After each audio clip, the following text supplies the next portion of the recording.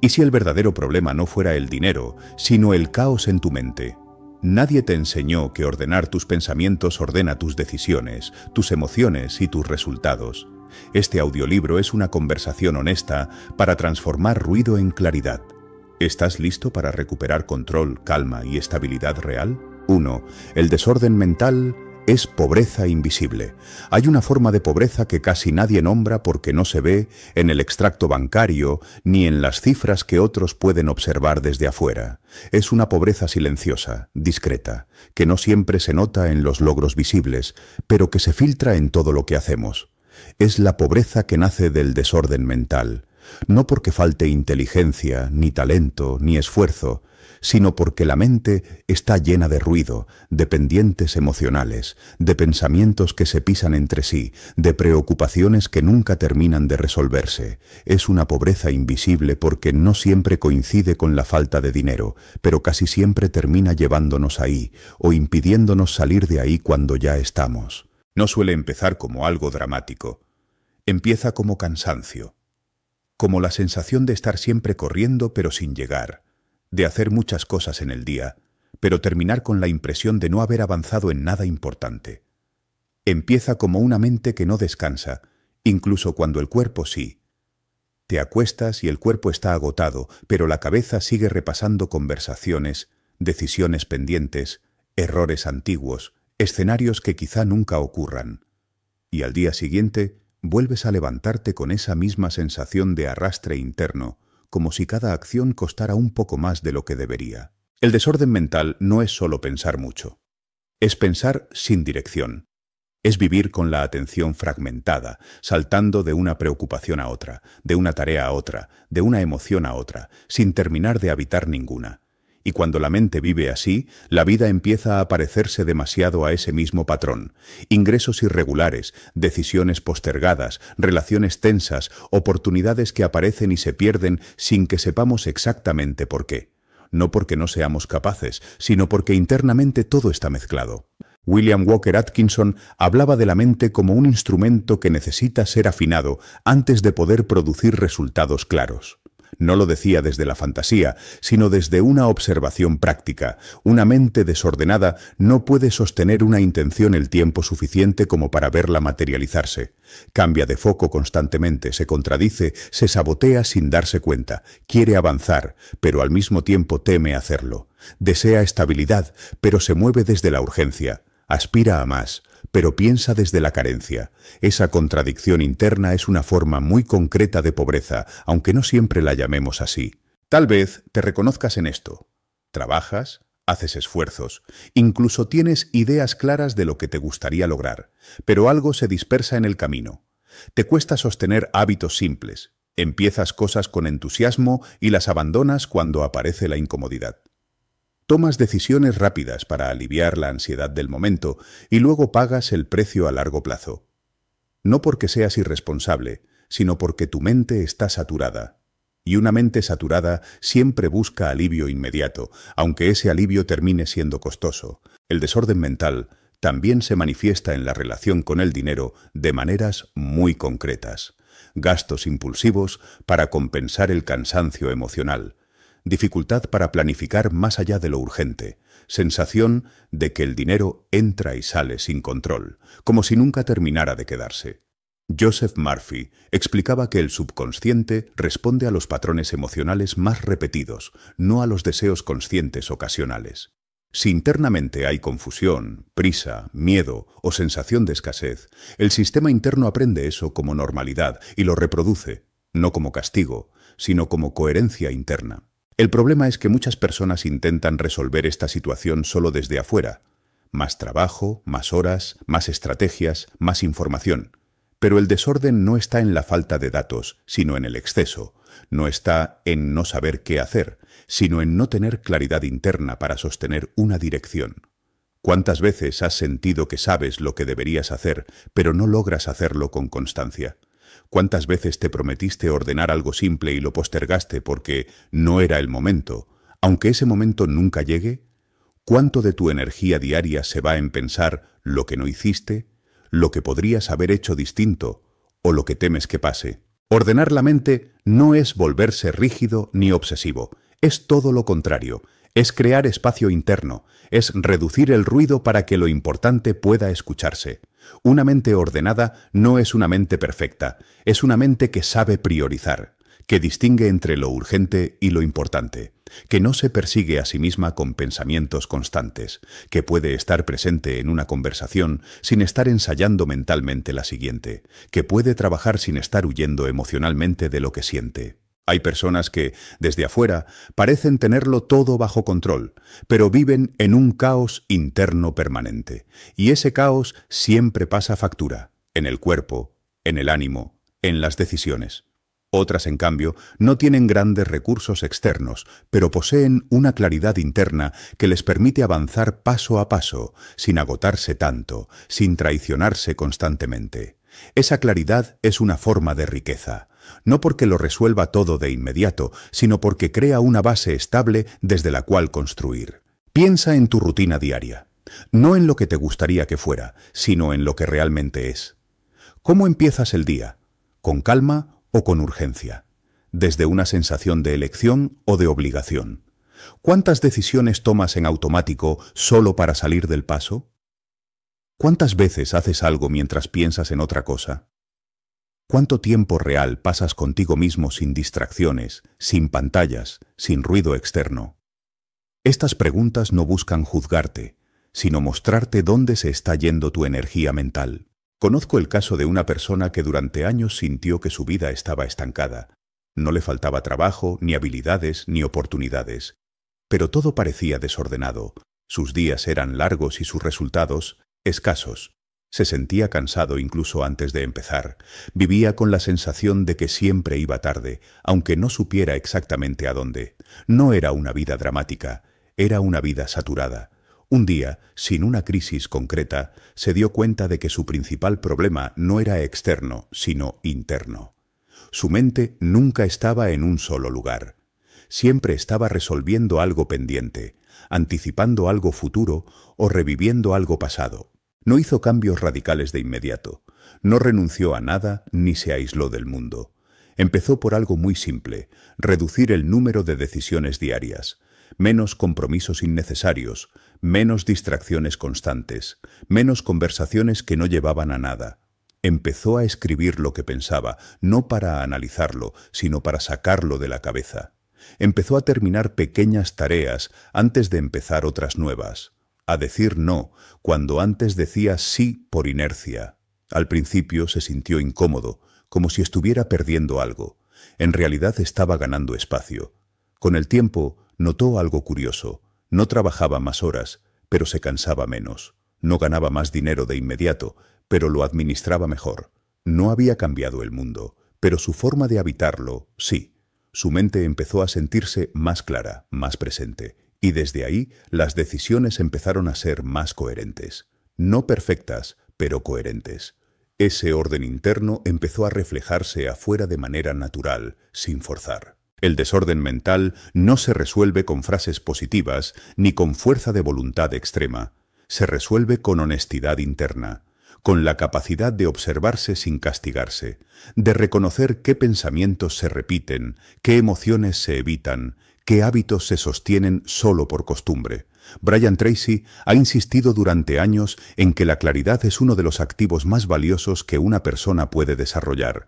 No la claridad ideal, sino la claridad práctica. Saber qué es lo más importante ahora y actuar en consecuencia, aunque no sea cómodo. 2. Tu mente no está cansada, está saturada. Hay un cansancio que no se va durmiendo más. Lo conoces. Te acuestas temprano, descansas lo suficiente, incluso te permites algún momento de pausa y aún así despiertas con la misma sensación de peso interno. No es un cansancio físico claro, tampoco es exactamente emocional. Es algo más difuso, más persistente. Una especie de fatiga que no se explica del todo, pero que acompaña cada pensamiento, cada decisión, cada intento de concentrarte. Ese cansancio no nace del esfuerzo, nace de la saturación. La mayoría de las personas creen que su mente está agotada porque hacen demasiado.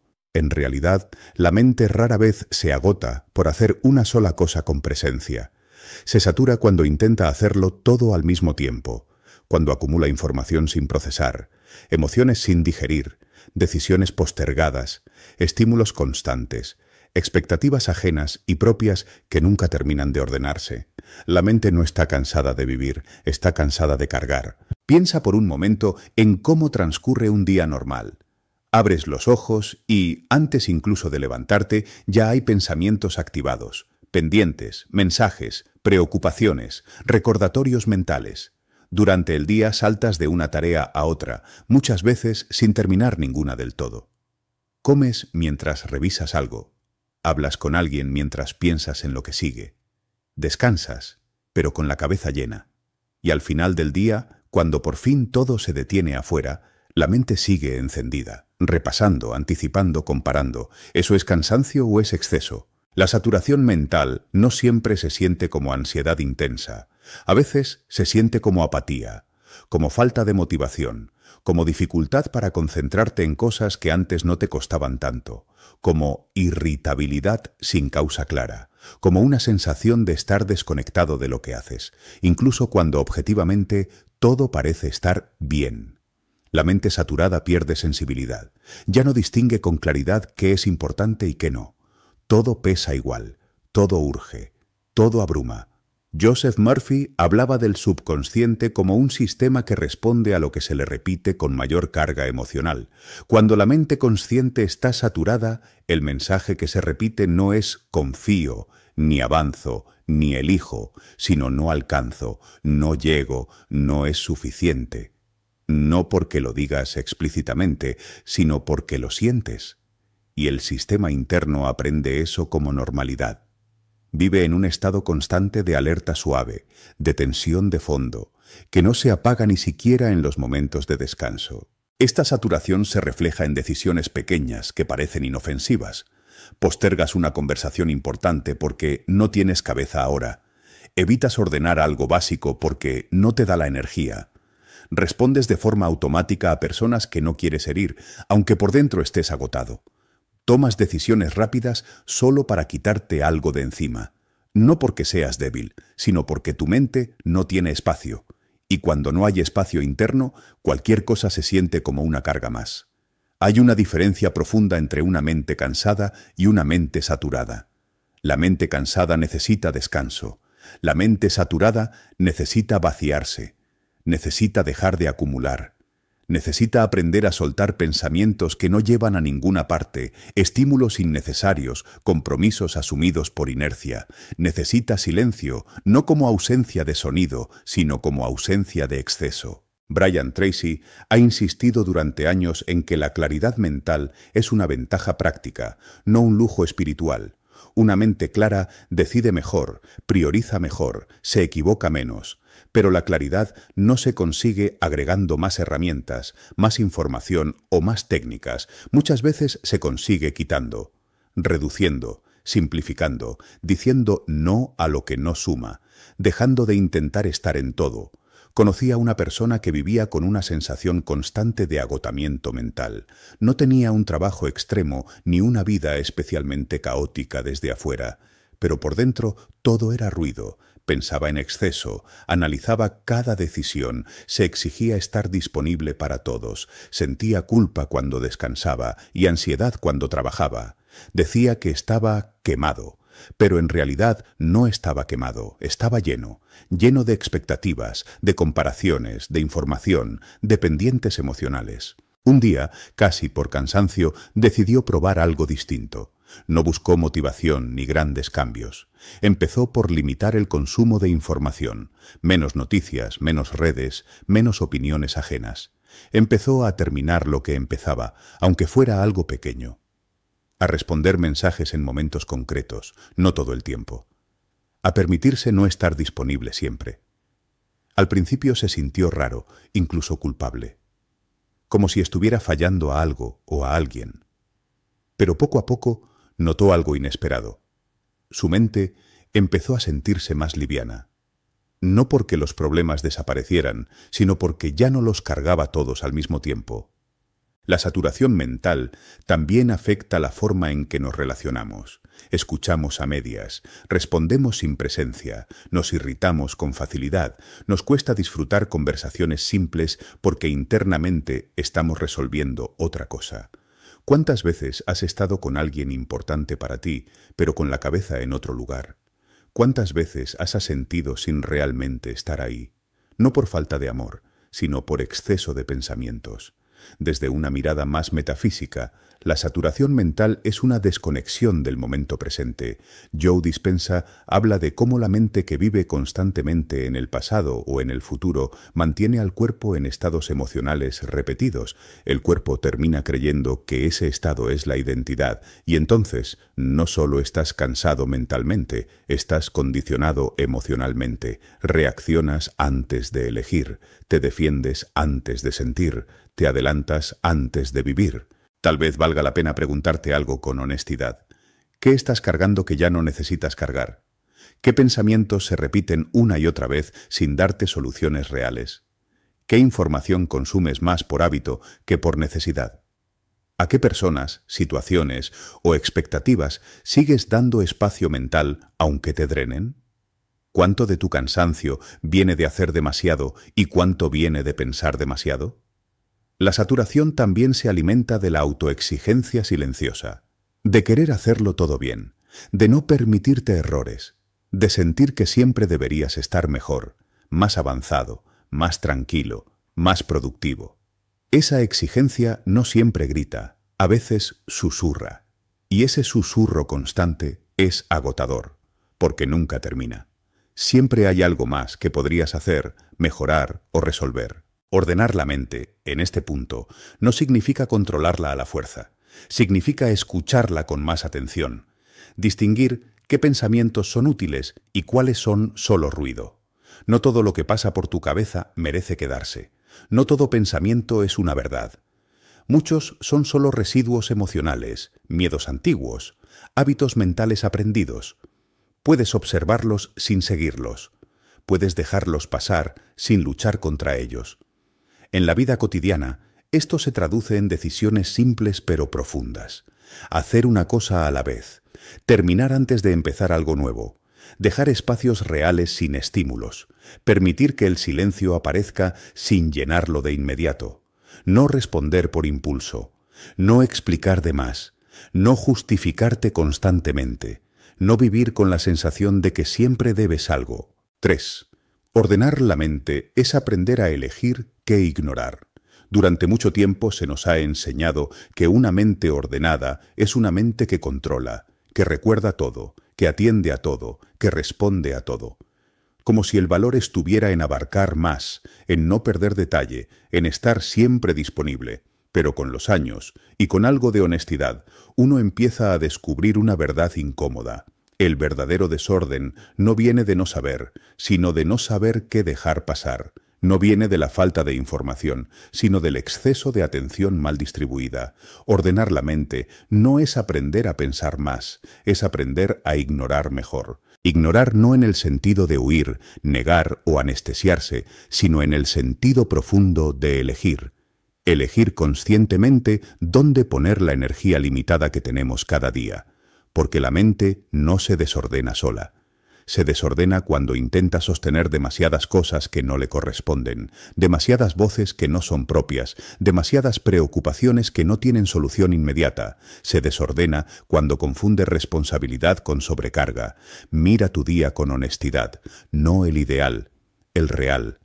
¿Cuántas cosas capturan tu atención sin pedir permiso? Mensajes, noticias, opiniones, expectativas ajenas, recuerdos que aparecen sin aviso, conversaciones que sigues rumiando horas después. La mayoría de esas cosas no requieren una respuesta real, pero todas exigen atención, y cada vez que tu atención se dispersa, algo dentro de ti se fragmenta un poco más. No es dramático, es cotidiano, y por eso mismo es tan difícil de ver. Brian Tracy ha hablado muchas veces de la atención como uno de los recursos más valiosos de una persona. No porque suene profundo, sino porque es práctico. Aquello a lo que le das atención crece en tu experiencia. Aquello que ignoras, poco a poco, pierde fuerza.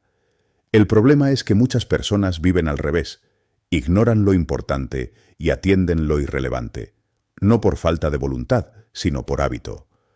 Ordenar la mente empieza cuando te das permiso de no atenderlo todo, cuando entiendes que no todas las opiniones merecen espacio interno, que no todos los pensamientos son mensajes importantes, que no todas las emociones necesitan ser amplificadas, que no todas las urgencias son reales.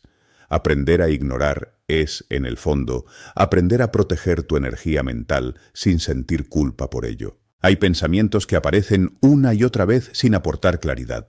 Dudas circulares, reproches antiguos, escenarios futuros que nunca terminan de resolverse.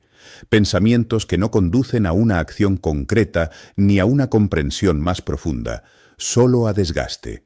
¿Cuántas veces has seguido un hilo mental solo para terminar más cansado que al principio? ¿Cuántas veces has confundido pensar con avanzar? Ignorar esos pensamientos no es reprimirlos, es reconocer que ya no te sirven.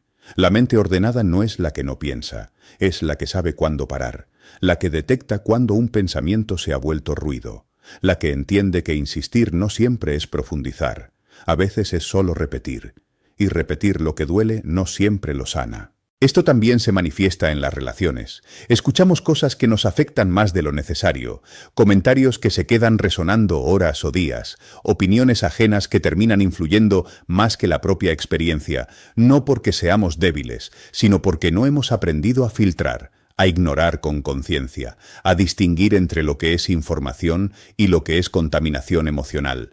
Hay personas que opinan desde su propia confusión, desde sus miedos, desde sus heridas. Tomar todo eso como verdad es una forma de desorden interno, no porque los otros estén equivocados, sino porque no todo lo que viene de afuera tiene que entrar. ¿Cuántas decisiones has dudado solo porque alguien sembró una opinión que no pediste? ¿Cuántas veces has dejado de avanzar por escuchar una voz externa más fuerte que la tuya? William James, uno de los pioneros de la psicología moderna, decía que la capacidad de elegir a qué prestar atención es la raíz del carácter. No hablaba de disciplina rígida, hablaba de identidad. Aquello que eliges atender, una y otra vez, termina definiendo cómo piensas, cómo sientes y cómo actúas. Ignorar, entonces, no es indiferencia, es dirección. Conocí a una persona que vivía en una constante sensación de confusión. No tomaba malas decisiones grandes, pero se sentía siempre dispersa. Saltaba de una idea a otra, de un proyecto a otro, de una emoción a otra. Escuchaba demasiadas opiniones, seguía demasiadas recomendaciones, intentaba estar al día con todo. Su mente nunca descansaba porque nunca elegía. Todo parecía importante, todo parecía urgente, hasta que nada lo era de verdad. Un día, más por agotamiento que por claridad, empezó a hacer algo distinto. No añadió nada nuevo, empezó a quitar. Dejó de exponerse a conversaciones que siempre terminaban en queja. Dejó de consumir información que no podía transformar en acción. Dejó de explicarse de más. Dejó de justificar cada decisión. Dejó de responder de inmediato. Al principio se sintió incómoda, incluso egoísta, pero poco a poco empezó a sentir algo que no había sentido en mucho tiempo: espacio interno. Ese espacio no resolvió su vida de inmediato, pero le devolvió algo esencial: la capacidad de escuchar lo que de verdad pensaba y sentía, sin tanto ruido, sin tantas interferencias, y desde ahí las decisiones empezaron a ser más simples, no necesariamente más fáciles, pero sí más claras. Ordenar la mente también implica ignorar ciertas emociones cuando no están siendo honestas, sino reactivas. No todo enojo es una señal. No toda tristeza es una verdad profunda. A veces son respuestas automáticas a estímulos que tocan viejas heridas.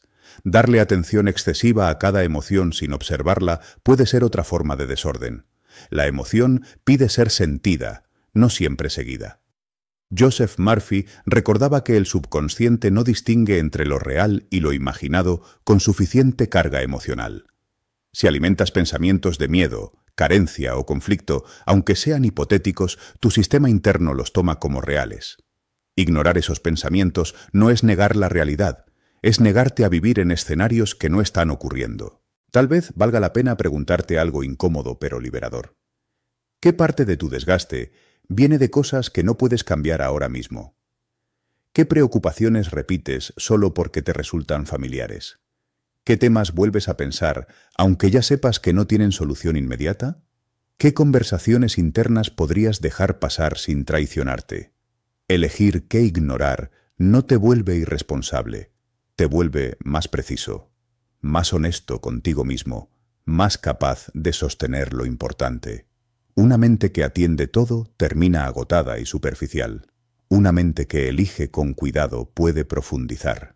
En la rutina diaria, esto se traduce en gestos pequeños pero poderosos. No revisar el teléfono cada vez que vibra. No responder desde la emoción del momento. No consumir contenido solo para llenar silencios. No decir sí cuando el cuerpo y la mente piden no. No cargar problemas ajenos como si fueran propios. No anticipar conversaciones que quizá nunca ocurran. Desde una mirada más espiritual, ignorar conscientemente es un acto de respeto hacia tu energía vital. No todo merece entrar en tu campo interno, no todo merece ser pensado, no todo merece ser sostenido. La paz mental no llega cuando controlas todo, llega cuando dejas de pelear con lo innecesario. 4.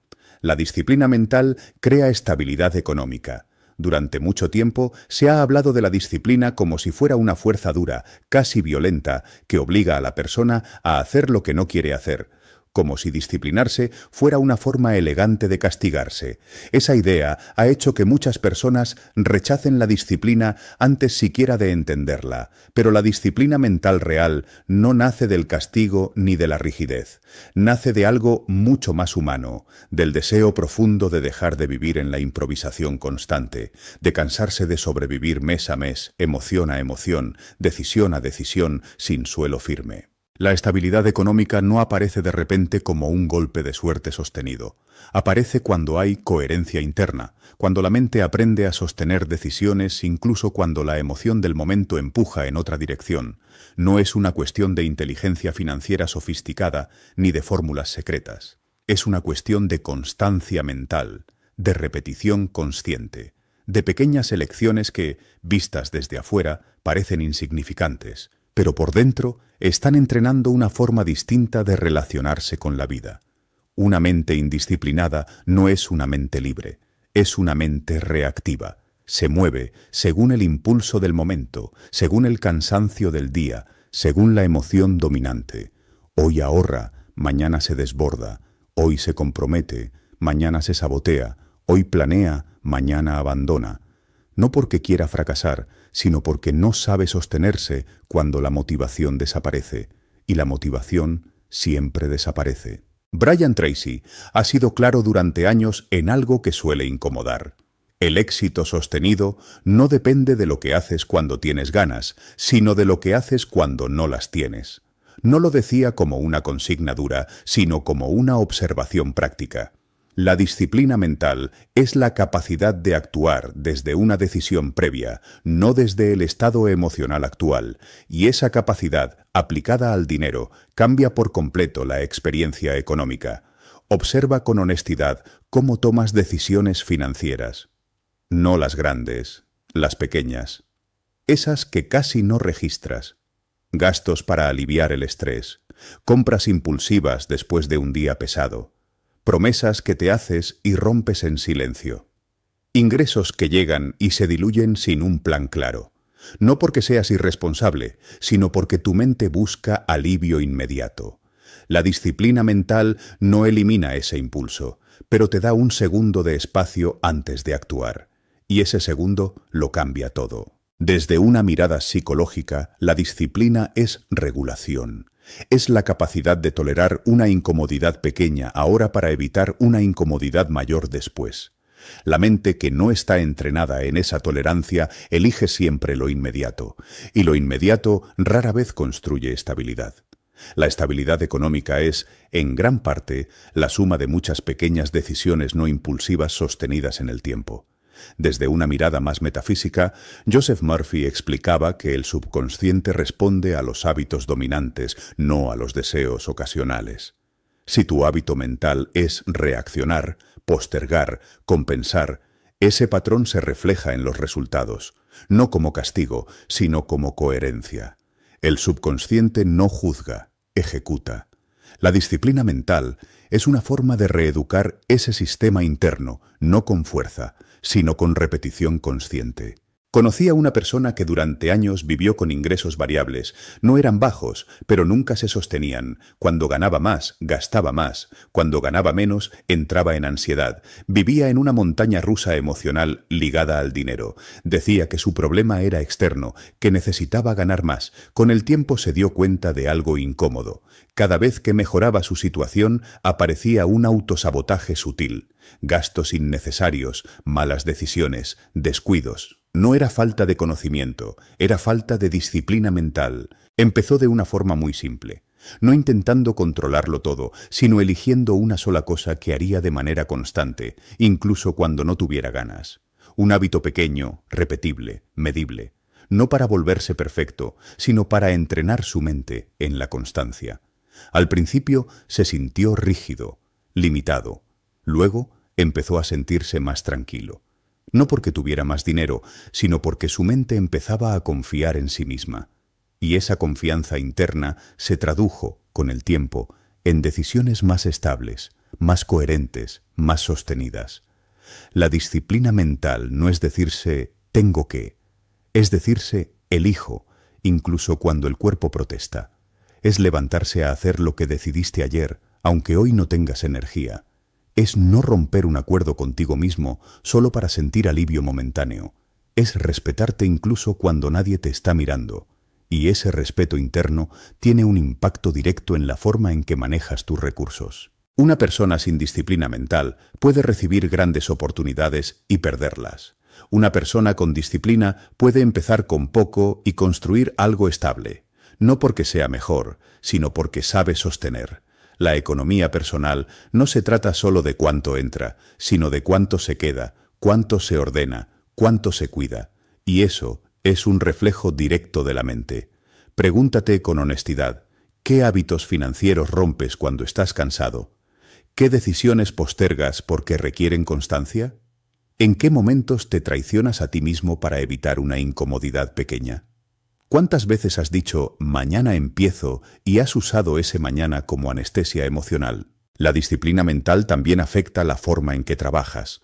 Una mente disciplinada no es una mente obsesiva, es una mente enfocada. Puede trabajar sin dispersarse tanto. Puede terminar lo que empieza. Puede decir no a distracciones innecesarias. Puede priorizar. Y cuando trabajas desde ese lugar, la calidad de lo que haces mejora. Y la calidad, tarde o temprano, se traduce en mejores resultados. William Walker. Atkinson hablaba del poder de la atención sostenida como una fuerza creadora. No en un sentido mágico superficial, sino en un sentido muy práctico. Aquello a lo que sostienes atención con constancia tiende a crecer. La disciplina mental es la capacidad de sostener esa atención sin dejarte arrastrar por cada estímulo, y en un mundo saturado de distracciones, esa capacidad se vuelve una ventaja real. No se trata de trabajar más horas, sino de trabajar con más presencia. No se trata de ahorrar desde el miedo, sino desde la claridad. No se trata de controlar cada gasto, sino de entender por qué gastas. La disciplina mental empieza cuando dejas de usar el dinero para regular emociones que no sabes regular de otra forma. También hay una dimensión emocional profunda en todo esto. Muchas personas viven con una relación ambivalente con el dinero. Lo desean y lo rechazan al mismo tiempo. Lo buscan y lo sabotean. Quieren estabilidad, pero temen la responsabilidad que implica. La disciplina mental no elimina ese conflicto de inmediato, pero lo hace visible, y lo que se hace visible puede trabajarse. Tal vez no necesites un plan financiero complejo. Tal vez necesites entrenar tu mente para no abandonarte a la primera incomodidad. Tal vez necesites demostrarte, con acciones pequeñas y repetidas, que puedes confiar en ti. Porque la estabilidad económica no solo es una cifra, es una sensación interna de suelo, y ese suelo se construye primero adentro. Observa a las personas que mantienen estabilidad a largo plazo. No siempre son las más brillantes ni las más arriesgadas, suelen ser las más consistentes, las que no se dejan llevar tanto por los altibajos emocionales, las que saben esperar, las que no toman decisiones importantes en medio de una tormenta interna. Eso no es suerte, es disciplina mental aplicada a la vida real. La disciplina también implica aprender a tolerar el aburrimiento, el proceso, la repetición. No todo crecimiento es estimulante. Gran parte del crecimiento es silencioso, y la mente indisciplinada huye de lo silencioso. Busca estímulo constante, busca novedad, busca escape. La mente disciplinada entiende que no todo tiene que ser emocionante para ser valioso. Quizá puedas empezar por algo muy concreto. No cambiarlo todo. Elegir una sola área donde practicar disciplina mental. Un hábito, un acuerdo contigo, un límite. Y sostenerlo. No por perfección, sino por respeto. Cada vez que sostienes algo que dijiste que ibas a sostener, tu mente aprende algo nuevo sobre ti. Aprende que puede confiar. Y esa confianza es la base de cualquier estabilidad real. La disciplina mental no te hace rígido. Te hace predecible para ti mismo, y cuando puedes predecirte, puedes construir. Cuando no sabes si mañana te cumplirás o no, todo se vuelve frágil. Cuando sabes que, incluso con cansancio, harás lo que decidiste, algo se ordena adentro. 5. El subconsciente ama el orden y castiga el caos. Hay cosas que no parecen castigos, pero funcionan como tales. No llegan con violencia ni con advertencias claras, llegan como repetición, como ciclos que se repiten aunque jures que esta vez será distinto, como resultados que no coinciden con tus intenciones conscientes. Y entonces te preguntas qué estás haciendo mal, por qué vuelves al mismo punto, por qué algo dentro de ti parece sabotear lo que dices querer.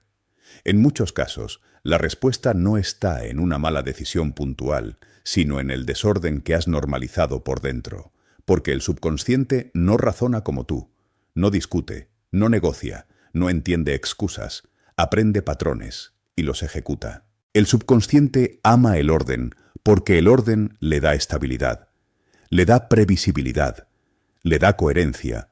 Cuando el orden existe, el sistema interno sabe qué hacer, cómo responder, qué sostener.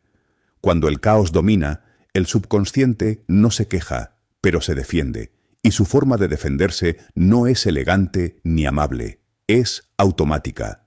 Repite lo conocido, mantiene lo familiar, aunque eso familiar sea incómodo, limitado o doloroso. Joseph Murphy hablaba del subconsciente como una tierra fértil que no distingue entre semillas buenas o malas, solo responde a lo que se siembra de manera constante. No importa tanto lo que piensas ocasionalmente, sino lo que sostienes todos los días con emoción. Si tu vida interna es caótica, si tus pensamientos cambian según el estado de ánimo, si tus hábitos se rompen con facilidad, el mensaje que recibe tu subconsciente es claro: no hay dirección firme.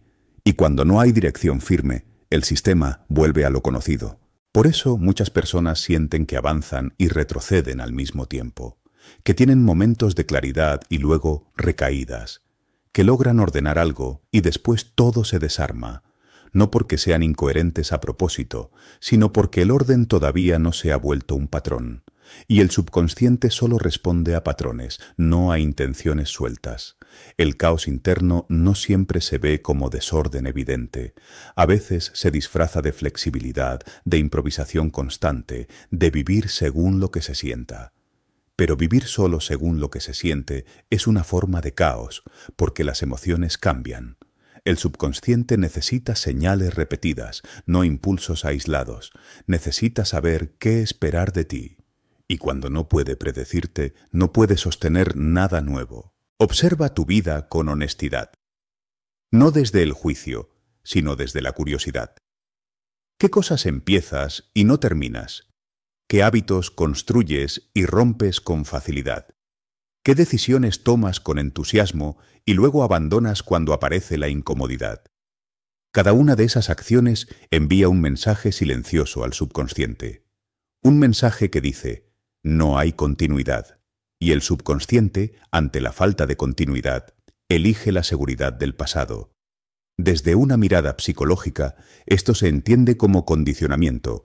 El cerebro aprende por repetición, aprende qué esperar, aprende qué es estable y qué no. Si tu comportamiento es inconsistente, el sistema interno se mantiene en alerta. No se compromete del todo con nada nuevo porque no hay pruebas suficientes de que ese nuevo camino se sostendrá, y entonces aparecen las recaídas, las dudas, los autosabotajes sutiles. Brian Tracy ha insistido en que la claridad y la constancia son más importantes que la intensidad.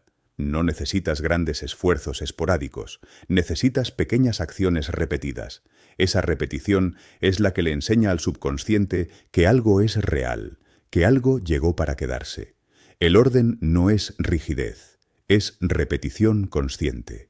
Conocí a una persona que siempre decía que quería estabilidad, en el trabajo, en el dinero, en las relaciones, pero su vida interna era una mezcla de impulsos. Un día se exigía demasiado, al siguiente se abandonaba. Un día prometía cambiar, al otro se perdonaba todo sin reflexión.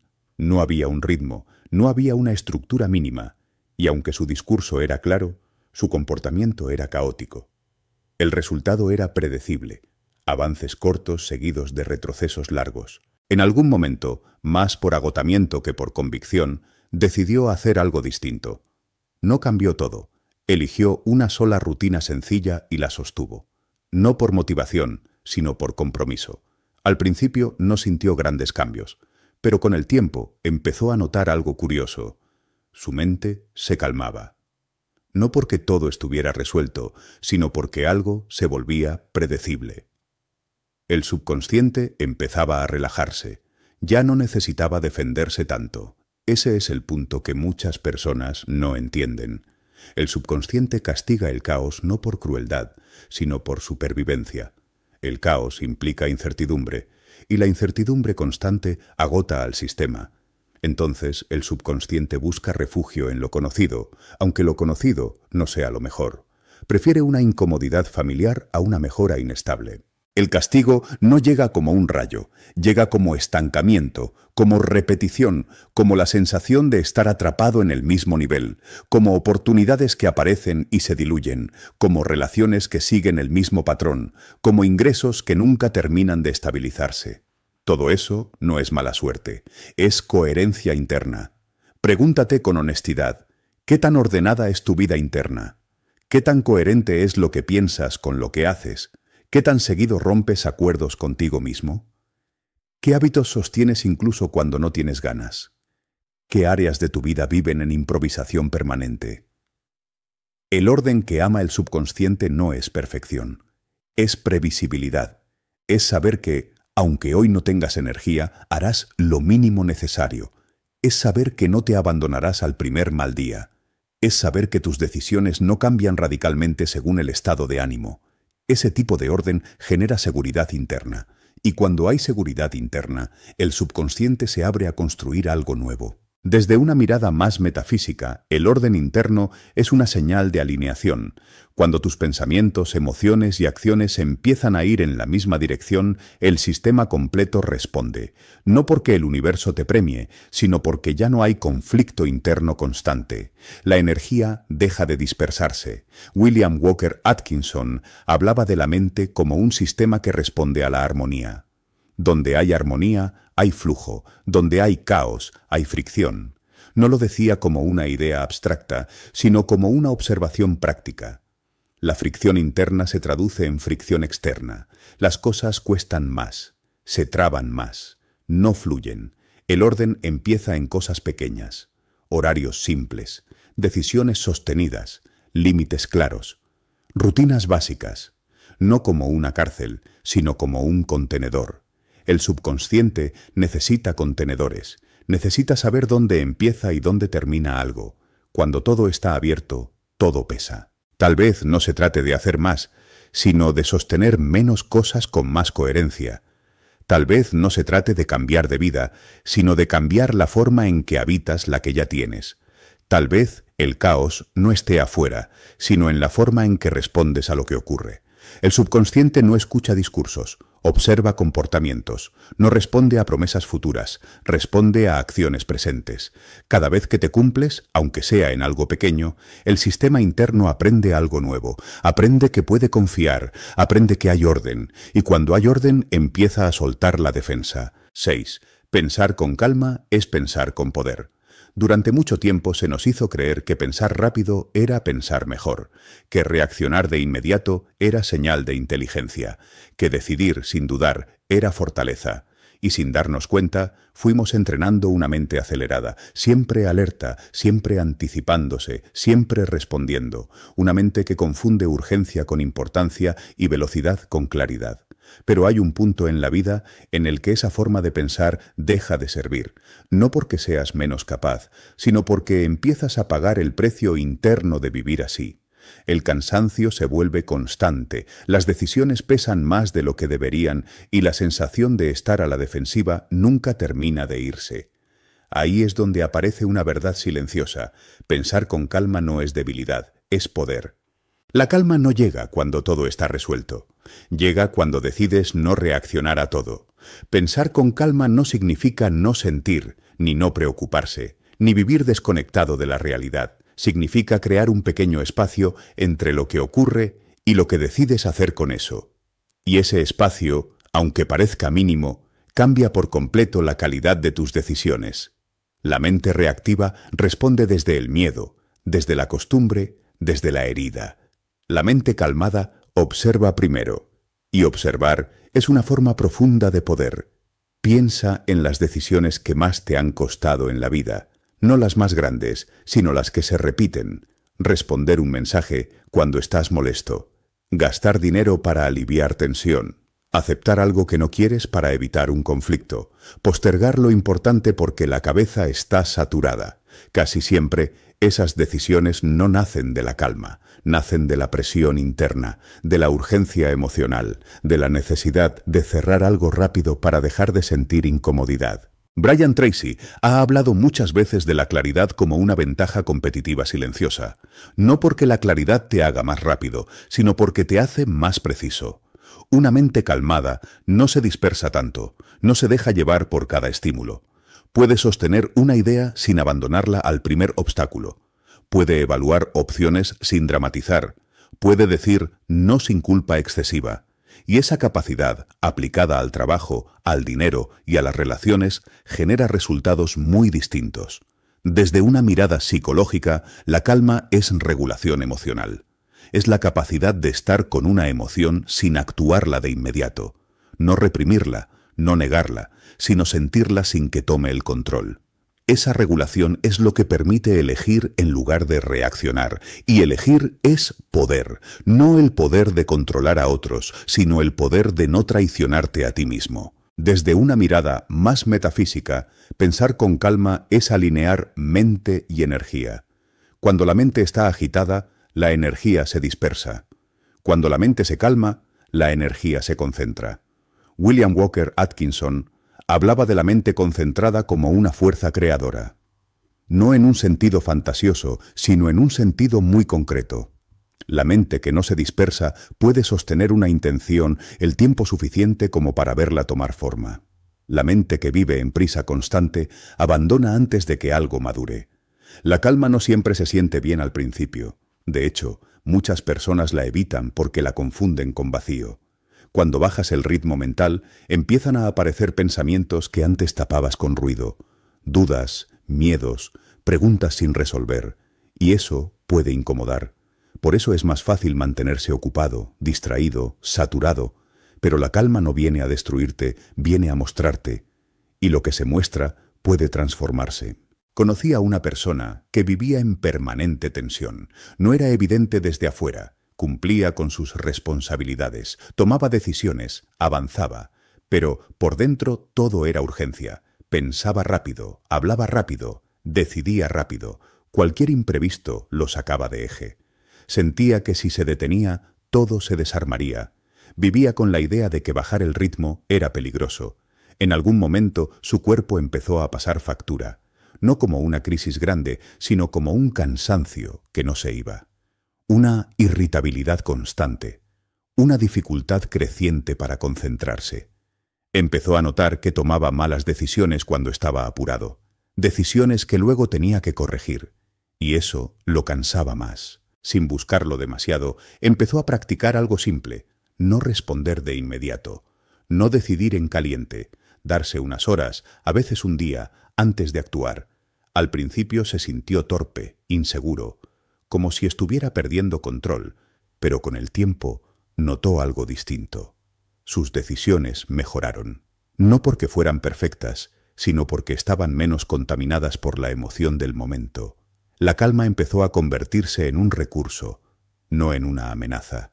Pensar con calma no significa vivir lento, significa vivir con menos fricción interna, significa no gastar energía en conflictos innecesarios, significa no alimentar pensamientos que solo generan ruido, significa darte permiso de no saber de inmediato, y eso, en un mundo que exige respuestas rápidas, es un acto de madurez. Joseph Murphy recordaba que el subconsciente responde mejor a imágenes claras y emociones estables. Cuando la mente está agitada, las imágenes internas son confusas. Los deseos se contradicen. Las emociones cambian rápido. El sistema interno no sabe a qué responder. La calma crea coherencia. Y la coherencia es una forma profunda de poder interno. Pregúntate con honestidad, ¿en qué momentos reaccionas más de lo que eliges? ¿Qué decisiones tomas solo para aliviar una emoción incómoda? ¿Qué conversaciones te atrapan mentalmente durante horas? ¿Qué pasaría si no respondieras de inmediato? ¿Qué temes perder si te das tiempo para pensar? La calma también transforma la forma en que trabajas. Una mente calmada se enfoca mejor. No se dispersa tanto, no se desgasta con cada interrupción. Puede sostener procesos largos sin agotarse tan rápido, y eso se nota en la calidad del trabajo, en la capacidad de resolver problemas, en la forma de comunicarte. No porque seas más brillante, sino porque estás más presente. En las relaciones, la calma evita muchos conflictos innecesarios, no porque nunca te molestes, sino porque no reaccionas desde la herida. Escuchas mejor, respondes con más claridad, no dices cosas solo para defenderte, no te explicas de más. La calma no te vuelve pasivo, te vuelve más certero. Pensar con calma también implica aceptar que no todo se resuelve hoy, que hay procesos que necesitan tiempo, que hay decisiones que maduran. La mente impaciente quiere cerrar todo ya. La mente calmada entiende que forzar también es una forma de perder. Desde una perspectiva más profunda, la calma es una forma de confianza. Confianza en que no necesitas correr para existir. Confianza en que puedes sostener la incomodidad sin huir. Confianza en que no todo depende de una reacción inmediata. Esa confianza no se decreta, se entrena. 7. Cuando tu mente se alinea, el dinero fluye distinto.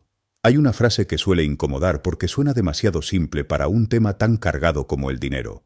El dinero no responde solo a lo que haces, responde a cómo estás por dentro mientras lo haces. No como una ley mística caprichosa, sino como una consecuencia silenciosa de la coherencia interna. Cuando la mente está dividida, el dinero suele moverse de la misma forma. Entra y sale, aparece y desaparece, promete y se diluye. Cuando la mente empieza a alinearse, el flujo cambia. No siempre de golpe, no siempre de forma espectacular, pero sí de manera sostenida, más estable, más lógica. La alineación mental no es pensar positivo todo el tiempo, ni repetir frases bonitas frente al espejo. Es algo mucho más incómodo y más real.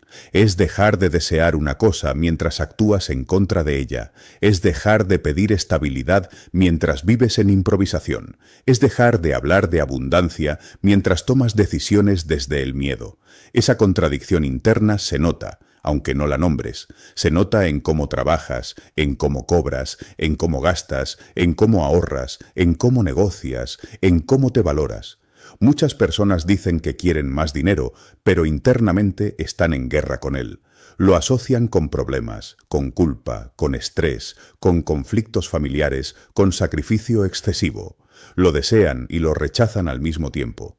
Esa ambivalencia no es consciente, pero es poderosa, y mientras exista, el dinero se comporta de forma inestable, no porque haya una fuerza externa castigando, sino porque no hay una dirección interna clara. Brian Tracy ha hablado durante años de la importancia de la claridad de metas. Pero hay algo que suele pasarse por alto. No basta con tener metas claras, necesitas una mente alineada para sostenerlas. Si una parte de ti quiere avanzar y otra parte teme las consecuencias de avanzar, el resultado es fricción, y la fricción se traduce en esfuerzo excesivo con pocos resultados. La alineación mental ocurre cuando tus pensamientos, emociones y acciones empiezan a ir en la misma dirección, aunque no sea perfecta. No significa que no tengas dudas, significa que no actúas en contra de lo que dices querer. No significa que no tengas miedo, significa que no dejas que el miedo tome todas las decisiones. Esa coherencia interna es percibida por el entorno de formas sutiles, en tu forma de comunicarte, en tu constancia, en tu capacidad de sostener acuerdos, en tu relación con el tiempo y el valor. Desde una mirada psicológica, cuando la mente está alineada, disminuye el conflicto interno, y cuando disminuye el conflicto interno, se libera energía mental, emocional y física que antes estaba ocupada en resistir, justificar, compensar. Esa energía liberada empieza a invertirse mejor. Te concentras más, decides mejor, te cansas menos, y esos cambios, aunque no se vean de inmediato en cifras, se reflejan con el tiempo en mejores resultados. Desde una mirada más metafísica, la alineación es coherencia vibratoria. No en el sentido superficial de vibrar alto, sino en el sentido práctico de no estar emitiendo mensajes contradictorios. Joseph Murphy explicaba que el subconsciente responde a lo que se siente verdadero, no a lo que se repite sin convicción. Cuando tu deseo consciente y tu emoción profunda están alineados, el sistema interno deja de sabotear. Conocí a una persona que siempre sentía que el dinero llegaba con esfuerzo y se iba rápido. Trabajaba duro, tenía habilidades, incluso oportunidades, pero algo no terminaba de cuajar. Cada vez que empezaba a mejorar, aparecía un gasto inesperado, una mala decisión, un retroceso. No era mala suerte, era una mente dividida. Por un lado quería crecer, por otro sentía que no merecía estabilidad. No lo decía así, pero lo vivía así. En algún momento, cansado de repetir el patrón, dejó de enfocarse solo en ganar más y empezó a observar cómo se relacionaba internamente con el dinero. Notó que tomaba decisiones financieras cuando estaba emocionalmente cargado, que gastaba para compensar cansancio, que se comprometía a cosas que luego resentía, que no sostenía límites claros. Empezó a hacer algo simple pero profundo, alinear pequeñas decisiones con lo que decía querer. No grandes promesas, pequeñas coherencias. No cambió su vida de un día para otro, pero algo empezó a moverse distinto. El dinero dejó de ser un enemigo impredecible y empezó a comportarse de forma más lógica. No siempre abundante, pero más estable. No siempre fácil, pero menos caótico. Esa estabilidad no vino de un golpe de suerte, vino de una mente que dejó de pelear consigo misma. La alineación mental también afecta cómo te perciben los demás. Cuando estás alineado, transmites claridad, y la claridad genera confianza. En el trabajo, en los negocios, en cualquier intercambio económico, la confianza es clave. No solo la confianza que inspiras, sino la que tienes en ti.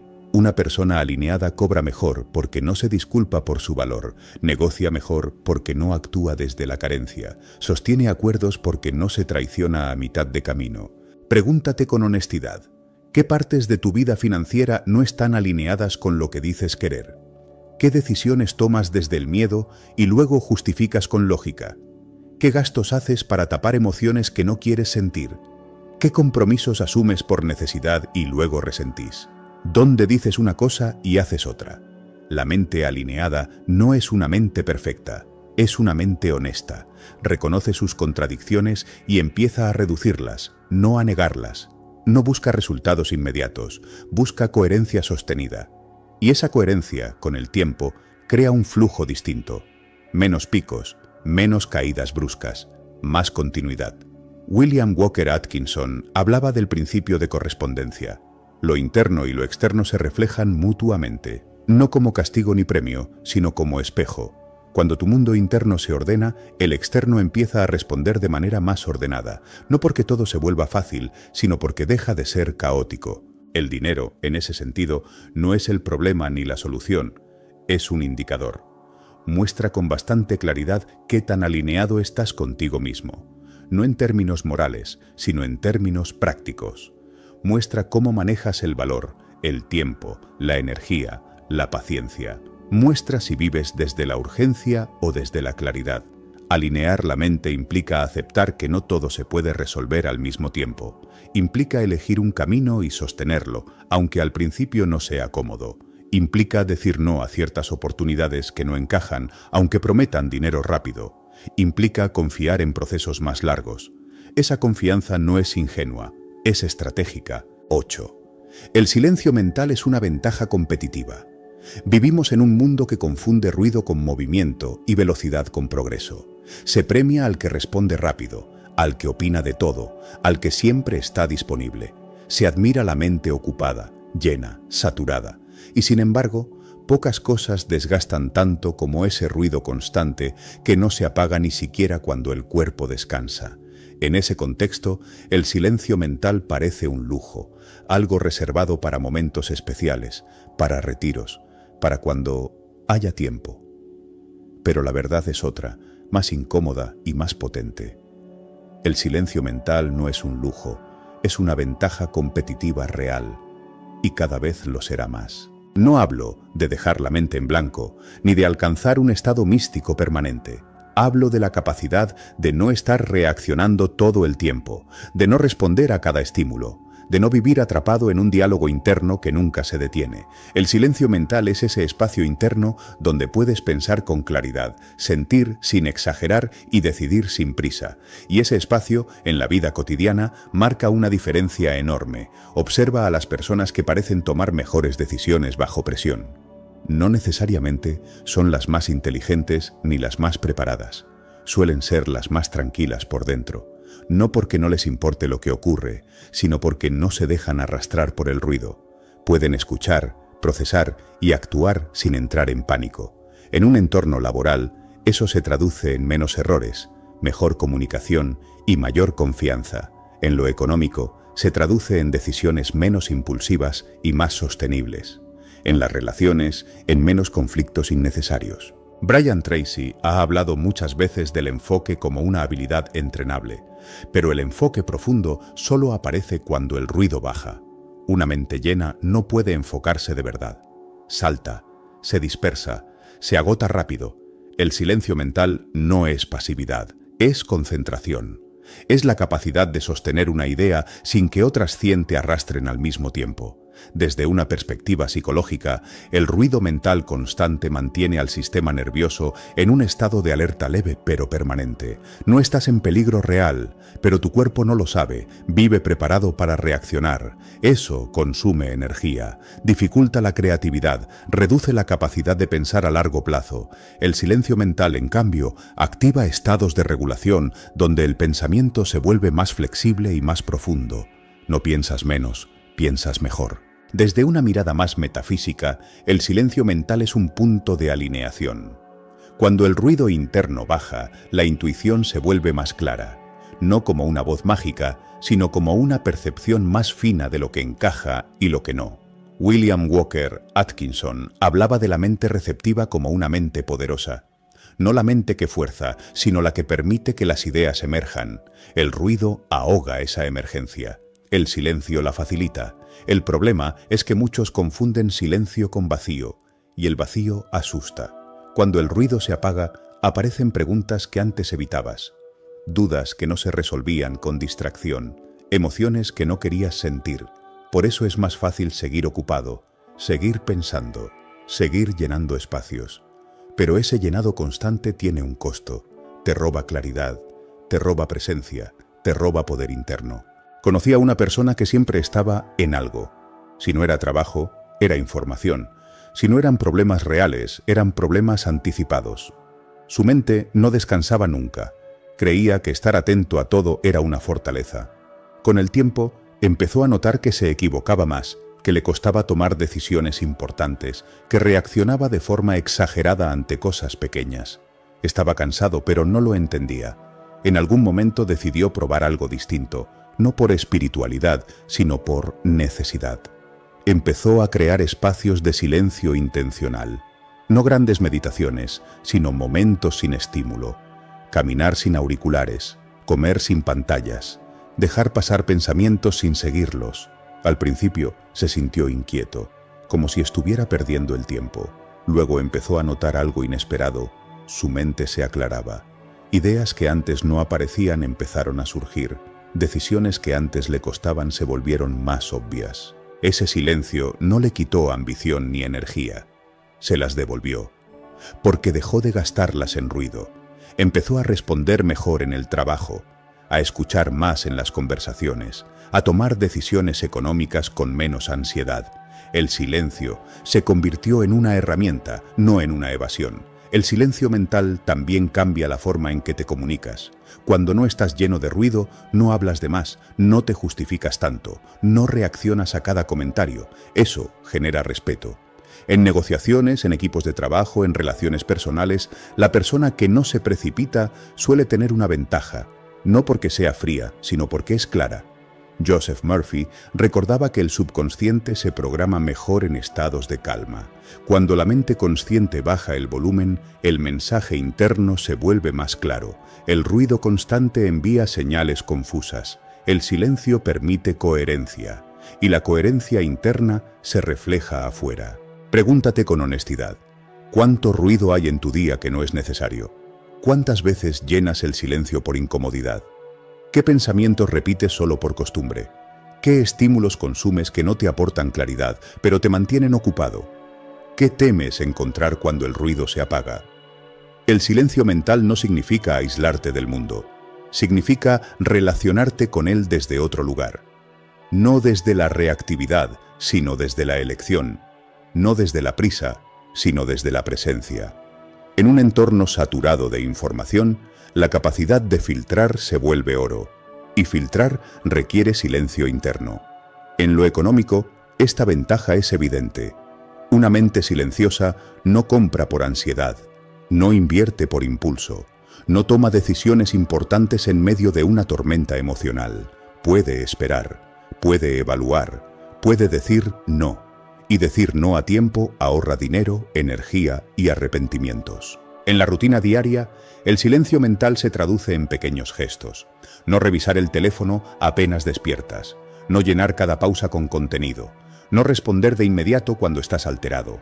No llevarte mentalmente el trabajo a todos lados. Son gestos simples, pero acumulativos. Cada uno reduce ruido. Cada uno recupera poder. Desde una perspectiva más profunda, el silencio mental es una forma de confianza. Confianza en que no necesitas estar pensando todo el tiempo para existir. Confianza en que puedes dejar espacio sin perder control. Confianza en que no todo depende de una reacción inmediata. Esa confianza se siente, y cuando se siente, cambia tu forma de estar en el mundo. El silencio también te devuelve algo que el ruido te quita, la capacidad de disfrutar. Cuando la mente está llena, incluso los momentos buenos pasan rápido. No se asientan. El silencio permite que las experiencias se integren, que el descanso sea descanso, que el logro se sienta, que la conexión sea real. 9. Orden interno. El verdadero patrimonio que nadie te puede quitar. Hay un tipo de riqueza que no se pierde con una crisis, que no depende de un mercado, que no se evapora cuando cambian las circunstancias. No aparece en balances ni se puede medir con números, pero sostiene todo lo demás. Es el orden interno. Ese estado silencioso en el que sabes dónde estás parado, aunque el mundo afuera se mueva. Ese lugar interno al que puedes volver incluso cuando todo parece desarmarse. Ese es el verdadero patrimonio. Y casi nadie habla de él porque no se compra ni se presume. La mayoría de las personas persigue seguridad afuera. Ingresos estables, reconocimiento, relaciones sólidas, control sobre el entorno.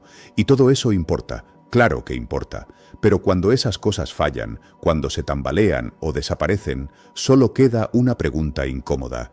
¿Qué te sostiene cuando lo externo no responde? Ahí es donde el orden interno muestra su valor real, no como una idea bonita, sino como una experiencia concreta de estabilidad. El orden interno no es una mente perfecta, ni una vida sin problemas.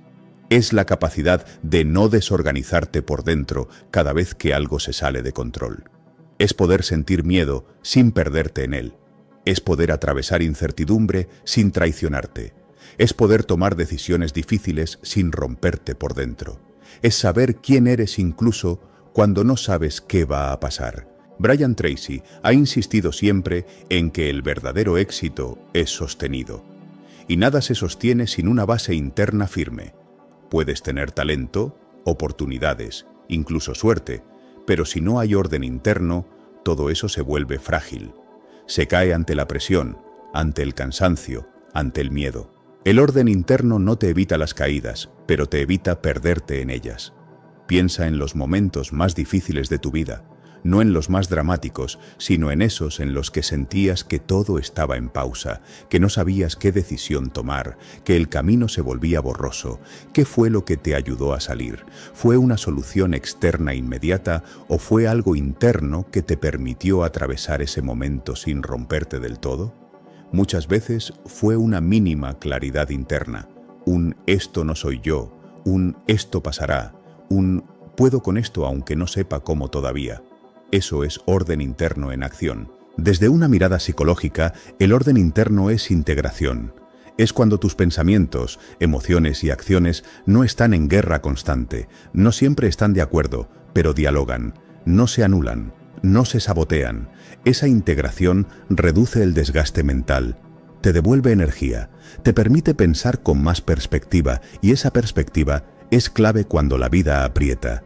Desde una mirada más metafísica, el orden interno es alineación con uno mismo, no con un ideal externo, sino con tu verdad actual. Joseph Murphy hablaba de la importancia de vivir desde una convicción interna clara, porque el subconsciente responde a lo que percibe como identidad. Cuando tu identidad interna es caótica, tus resultados suelen serlo también. Cuando tu identidad empieza a ordenarse, incluso en medio del caos externo, algo se estabiliza. Conocí a una persona que perdió casi todo lo que había construido en un corto periodo. Trabajo, ingresos, certezas. Desde afuera parecía un fracaso. Desde adentro fue otra cosa. Había trabajado durante años en su orden interno sin saber que lo estaba haciendo. Cuando todo se cayó, no se perdió a sí mismo, sufrió, claro, dudó, claro, pero no entró en pánico, no se destruyó, pudo pensar, pudo reorganizarse, pudo empezar de nuevo sin desesperación.